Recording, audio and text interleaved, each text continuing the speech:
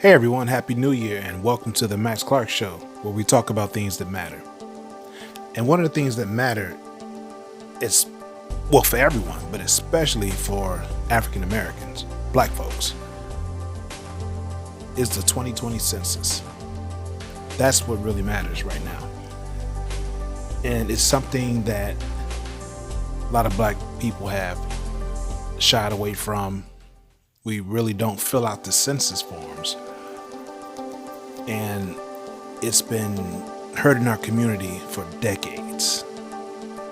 Now, once we finally understand what the census is and what it can do to help our current situation in our communities, I think that we would really look at it in a different light. Now, it's time for us to do something different as a group of people. It's time for us to do something different. And the start in 2020 is the census. We need to fill out the census forms. We need to fill them out, send them in, so that we can get the proper resources that we should have. Okay? Well, the 2020 census, or the census in general, for those of you who don't know, the census counts every person living in the United States, in all 50 states, the District of Columbia, and the 5 U.S. territories. All right. Now, there's a few important dates that we definitely need to know about as the Census Day approaches. So, April 1st, by April 1st of this year, every home will receive an invitation to participate in the 2020 census. Once the invitation arrives, you should respond for your home, for the people in your home, in yourself, in one of three ways. You can respond to it online, by phone, or by email. Okay?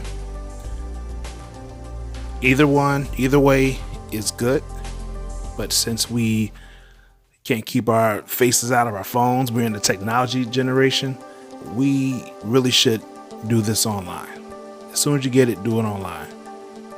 You fill out the form, press submit, and boom, you count it. You know the phrase, stand up and be counted? That's what time it is. It's time to stand up and be counted. Now, by April 1st, again, April 1st, 2020, it's called Census Day. Census Day. And it's observed nationwide. So that's when you should have your invitation to respond to the census. Now, in the month of April, the census takers, they'll begin visiting college students who live on campuses. So those of you all who have students who are away in college, they can still be counted. People living in senior centers and others who live among large groups of people.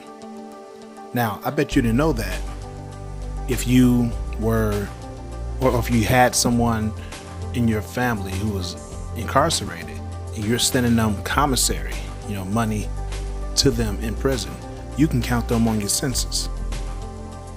All right, that's just a little note. In May of this year, the Census Bureau begins visiting homes that haven't responded to the 2020 census to make sure everyone is counted. And by December 2020, the Census Bureau delivers apportionment counts to the President and Congress as required by law. Now, by March 31st, 2021, March 31st, 2021, the Census Bureau will send redistricting counts to the states. This information is used to redraw legislative districts based on population changes. And that happens when you fill out the census form. Okay, that's very, very important. And because of the redistricting, I think that's why our elected officials really don't speak on the census or encourage us to do the census as they should. So that's what happens when we stand up and we're counted. Then the elected officials that we elected in office will probably lose their seats because of the redistricting process. okay? And they don't want that, so that's why they really don't talk to us about that. Now, as relates to resources, we have to fill this out, because the lack of resources that we have is not only, okay, I understand this, I'm not speaking in absolutes, but what I'm saying is that part of this is because of the data that they have in the system. So if they don't count, if we don't stand up and be counted, then they're going to look at their data and say, well, they don't need these resources because the data doesn't say they need these resources on the west sides and south sides of Chicago.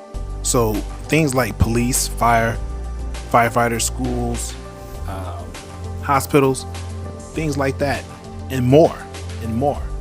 We can receive those resources, but we have to let them know that we're here. Okay? We have to let them know that we're here.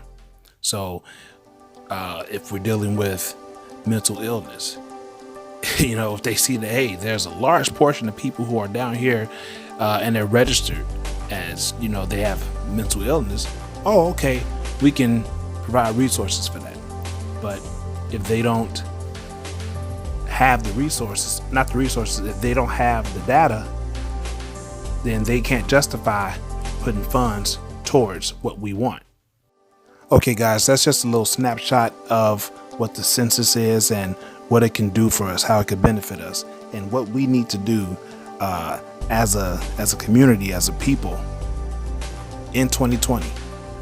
We need to do something different in order to get a different outcome. All right. Love somebody, but more importantly, love yourself. Make sure you hit the subscribe button, hit the like button. Tag a friend, tell a friend. Peace.